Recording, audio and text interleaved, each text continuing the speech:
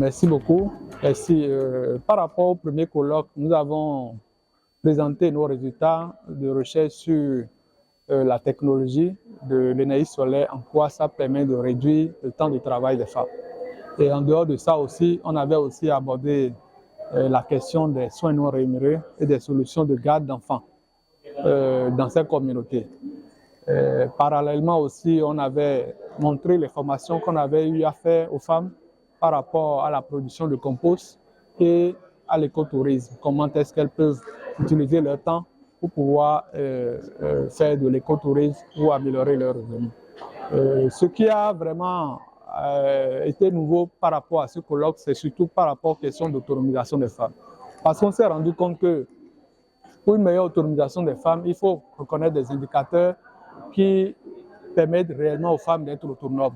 Et donc, nous avons essayé de collecter ces données, de les analyser et aussi de les présenter pour ce colloque. En dehors de ça, il y avait aussi la composante du maraîchage. Donc, on a utilisé le compost qui permet non seulement de conserver le carbone dans le sol, mais aussi d'améliorer la productivité des maraîchers, surtout les femmes qui sont impliquées dans ces activités. Et cela permet aussi de conserver les mangroves parce que ça évite de polluer les mangroves avec les fertilisants chimiques. Et donc, on s'est rendu compte que le compost, dès que c'est utilisé en maraîchage, ça donne une meilleure longue durée de vie aux produits maraîchers, contrairement aux fertilisants chimiques. Donc, c'est des résultats nouveaux que nous avons eus. Et en dehors de ça, nous avons également eu beaucoup de publications. Nous avons 5 manuscrits déjà rédigés, 2 publications déjà publiées. Nous avons également fait des communications avec des journalistes pour montrer l'intérêt de ce que nous faisons sur le terrain. Et c'est des résultats que nous avons partagés déjà au niveau local, national et régional. Nous avons aussi participé à plusieurs conférences. On était à la Women Delivery à Kigali. On était aussi au Ghana sur le Gender Summit. Et aussi, nous avons participé aussi à des émissions télé au Bénin pour montrer l'intérêt de nos résultats. En termes de perspective, les défis qui restent surtout, c'est par rapport à la durabilité, comment que les communautés puissent continuer à utiliser durablement cette technologie-là.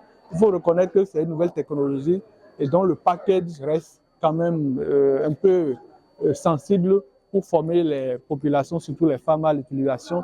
Cela permettra aussi de créer de nouveaux types d'emplois pour leur autonomisation. En dehors de ça aussi, il faut reconnaître que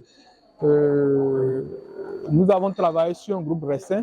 Il y a un autre projet que le gouvernement a initié qui est en train de mettre à l'échelle une approche qui n'est pas forcément notre technologie, mais l'idée de l'énergie verte avec la production du sel. Donc il faut davantage de données probantes pour vraiment évaluer en quoi ces différentes initiatives permettent réellement de réduire le temps du travail des femmes et de les redistribuer à divers types d'activités pour une meilleure autonomisation des femmes.